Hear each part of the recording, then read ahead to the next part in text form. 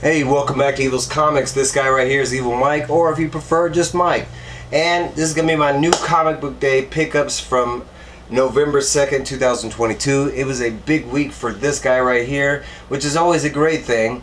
But let's get into it. No particular rhyme or reason. I don't have them sorted or nothing. But they all got a little explanation, right? Alright, so from Marvel, I went ahead and picked up Punisher issue number 7. I am currently reading Daredevil and digging it so much that I want to read the whole piece to it. For those of you that don't know, Punisher is crossing over with Daredevil, or Daredevil's crossing over with Punisher. You know, we're going to get this, you know, fist versus the hand fight thing going. So I had to pick up that. If you are reading the Punisher, let me know down below if I need to be reading all that, or if it's just this issue that ties into the whole campaign. The event that they got going on. So next up, from Dark Horse Comics and Comixology's Originals, we got Night of the Ghoul issue number 2. That first issue was fantastic. I can't wait to read this issue, and it is a thick boy. I don't remember the first issue being that thick. From Marvel, we got Star Wars The Mandalorian issue number 5. I went hard on the first issue. I do not have any other issues, like I'm missing 2, 3, 4. Actually, I kind of let it slip, and so now I'm picking it back up. But this is the first appearance of Fennec Shan, and I love Fennec Shan. She was one of the newer characters that we got from The Mandalorian that I did love, so I'm down to have that key in my PC. From Boom Studios, we got a number 1 coming up. We got Behold Behemoth. I went with cover A. I think I did have another variant, and I didn't really like it, so I just went with the regular. The cover A is beautiful alone. I don't know a whole lot into this. Like, I didn't read the synopsis or anything. The cover alone is what sold it on me. From DC Comics, we got Gotham City Year 1 issue number 2. I did read that first issue. I did not review it, but I kind of need to. It was a spectacular book. A little different, and it's going backwards into the mythos of Gotham and Batman. So there's that. So next up, my brother is a huge Deadpool fan. I like Deadpool, you know, he's been there. I'm not a huge Deadpool fan, but my brother is. So I went ahead and picked up Marvel issue number 1 of Deadpool's new run.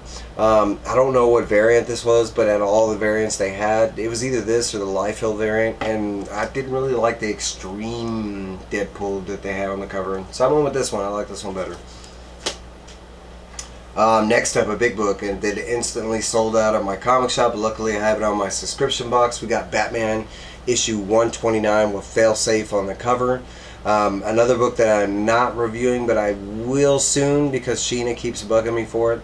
But for good reasons, right? I love talking about Batman, but that's kind of why I've been staying away from Batman. You know, there's a lot of Batman out there. Speaking of which, from DC Comics, we got Black Label. We got Batman and the Joker, the Deadly Duo from, I think it's Mark Silvestri and Arav Barrento, a book that I've been steadily waiting for, especially the 2nd and 3rd issue. The covers look fantastic. I did have I think it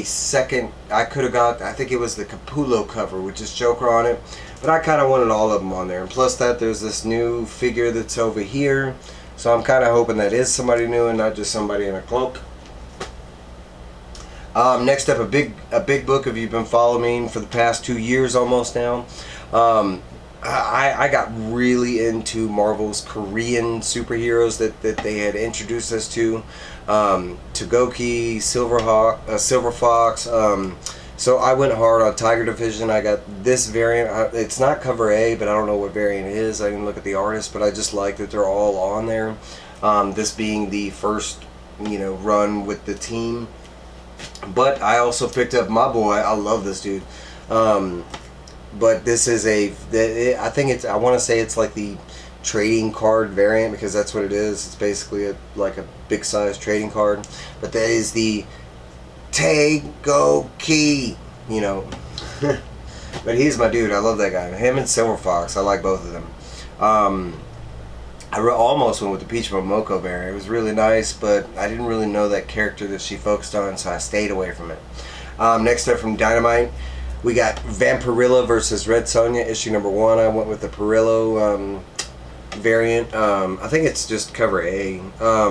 And I did have I want to say at least 10 different variants. I don't know, all my shops had so many, but it's nice to have a selection, you know. But I thought the Perillo, you know, cover was beautiful enough. Looking forward to that story. Dynamite has been killing it lately. From DC Comics, we got Sword of Azrael, issue number 4. This is a first cover appearance. It is, I want to say his name is Satan, and that's his name. This book has been phenomenal, and the one shot that tied into it, it just complimented it. A book that's been pushed back for like, I think 4 or 5 weeks now, something like that. But this is from Aftershock. We got Astronaut Down, issue number 4.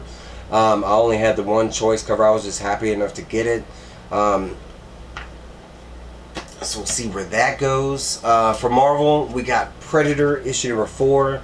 A very solid series so far with their Predator run. I think I only had 2 variant covers on this one, and I wasn't a real big fan of the other one.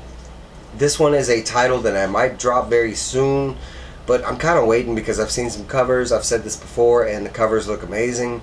But this is Batman Night Watch, issue number 3. I do love this cover with my boy Man-Bat on the cover. I'm a huge Man-Bat fan. He's actually over there in the corner, but it's probably, you can't see him because of the light. But the reason why I might drop it is not because it's bad or anything, but this is specifically written for, like, I want to say teens or younger ages. It's not really, you know, your regular comic book, and if you've read this, you know what I'm talking about. And that's the only reason I want to drop it. It's not really bad or anything. It's just not really for, you know, my age group. I did pick up one other book that I did not know it was coming out. It was so dope. This was not on any, I do watch like 4 or 5 lists, and this was not out there. So keep that in mind. But this is Bill and Ted Presents Death, issue number 1, sold at the price of $6.66 from Opus Comics.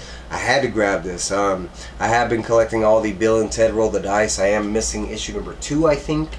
But me and my brother are huge Bill and Ted fans. And this guy right here, I did get another sticker while I was at my shop.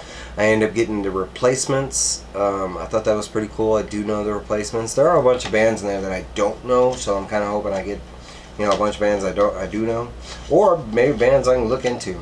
I did pick up the brand new previews issue that came out featuring Darkwing Duck and this Doctor Strange, Multiverse of Madness statue, whatever. But yeah, Darkwing Duck, right? Because that's coming January, and then we got Gargoyles in December coming. They are about to, you know, bust out with these Disney afternoon cartoon series, and they're all being dropped by Dynamite. But that was everything I got from this week. It has been a double week. I could tell you some things that I was missing. I was gonna go for Ninja Funk Whatnot's new. They're publishing. It will be their second comic that they had dropped.